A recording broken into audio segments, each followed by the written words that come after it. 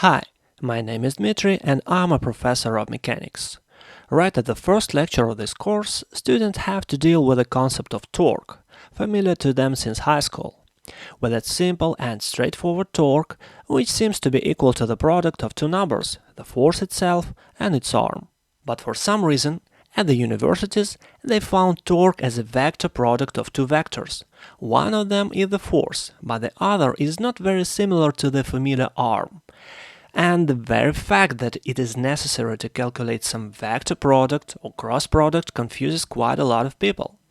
In this video, I'm not going to talk about why torque has to be calculated this way.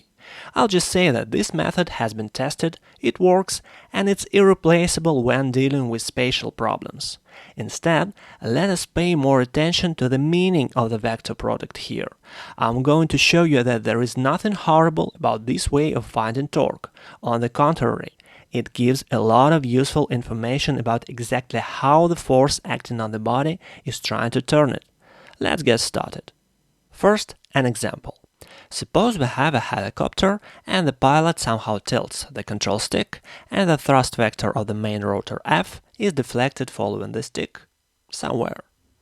It's obvious that the rotor thrust vector will create a torque relative to the center of mass of the helicopter and will tend to turn the helicopter in space somehow, for example, producing a roll, in other words, tilting the helicopter around the x-axis.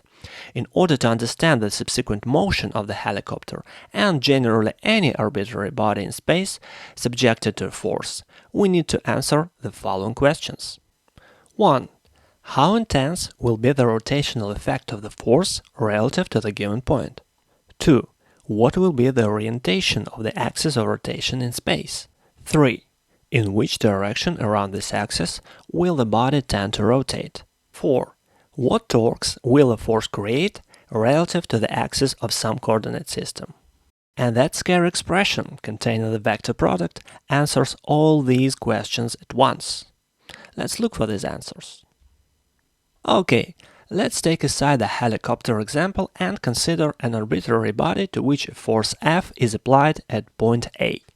We want to figure out what rotational effect this force has on the body with respect to some point O. And to do this, we need to find its torque as a vector. To calculate this torque, we also need to introduce a radius vector r with origin at point O. Generally speaking, it can be drawn to any point on the line of action of the force, but for clarity, let's draw it to the point A where the force is applied. Now we can even abstract from the body. It's enough to imagine that the force F is trying to turn the vector r somehow.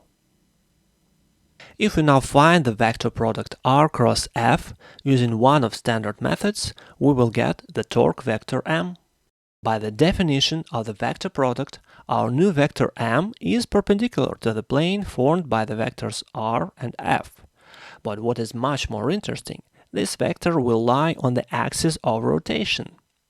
Besides, using the well-known corkscrew rule or the right-hand rule, we can find the direction of rotation as well.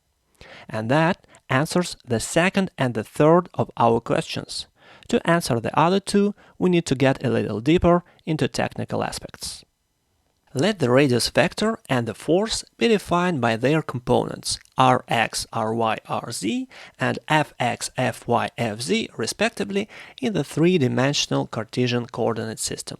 Then, according to all textbooks, their vector product or cross product, which we call torque, is determined by this tricky formula and contains all three components of the torque vector.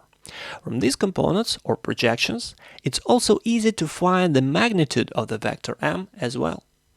An important note here, I hope you don't calculate vector products by hand.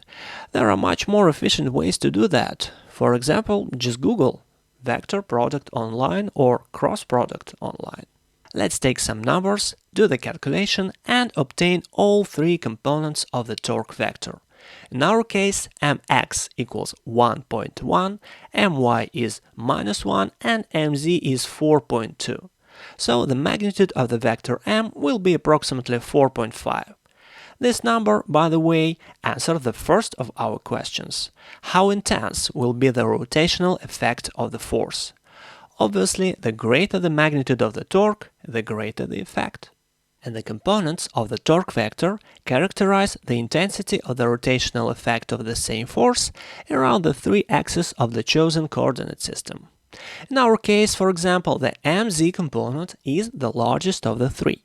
So, making it simple, we can say that our body will tend to rotate around the z-axis rather than around the other two axes. Besides, let us not forget that by the sign of the component we can determine the direction of rotation around the axis. If the component is greater than 0, we will see counterclockwise rotation when we look at the body from the positive direction of the axis. In our example, this will be the case for the mx and mz components, which, as you remember, are positive.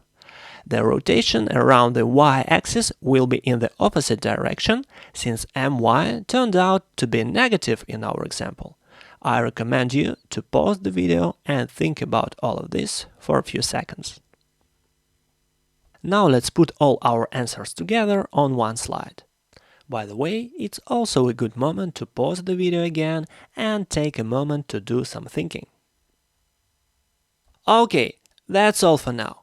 Please give this video a like and share it with those who are still wary of torque as cross product. And subscribe to the channel. There will be many more videos on mechanics just as good as this one. I can't promise that new videos will appear often, so turn on the bell so you won't miss a video when it comes out. See you next time!